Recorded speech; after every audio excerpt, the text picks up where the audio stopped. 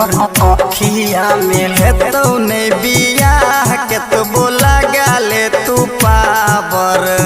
बहुत गिरो अखिया से लो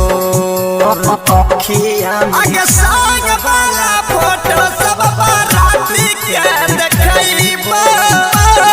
पर से भाग जइतौ पार आगे संग वाला फोटो सब बाराती के देखइबो पर से भाग जइतौ पार हेतौ ने बियाह के तो बोला गाले तू पावर बहुत गिरो अखिया से लो अखिया आगे संग वाला फोटो सब बाराती के देखइबो पर से भाग जइतौ पार आगे संग वाला फोटो सब बाराती के देखइबो पर से भाग जइतौ पार मरवा पर से भाग जइतौ पार भाग जइतौ पार मरवा पर से भाग जइतौ पार हे गई सोचल सपनमा हमर माटी में मिलाए के जाई न देबो दोसरा के घोर सोचल सपनमा हमर माटी में मिलाए के जाई न देबो दोसरा के घोर जवन साला ये तो हमारा यहाँ गे छोरिया ओकर हम देबो गोली मार जवन साला ये तो हमारा यहाँ गे छोरिया ओकर हम देबो गोली मार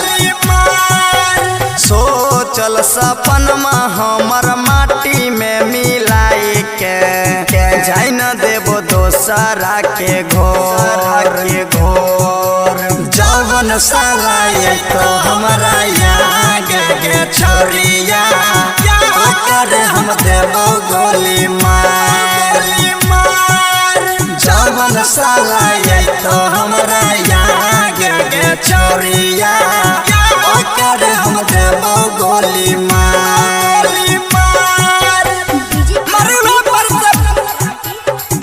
मरवा पर से भाग जइतौ पार भाग जइतौ पार मरवा पर से भाग जइतौ पार राइटर संजय संग कैलही गे गलती करतो ने कहियो तोरा माँ राइटर संजय संग कैलही गे गलती करतो ने कहियो तोरा माँ भरल माई फिल्म में सबके बतैबो अंग पकड़तौ तोहर बाप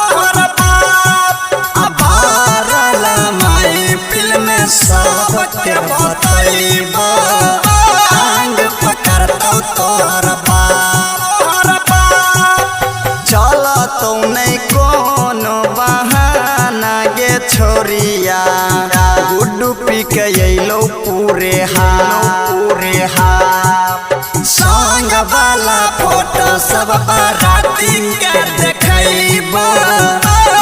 पर से भाग जइतौ पार आगे संग वाला फोटो सब बाराती के देखइबो पर से भाग जइतौ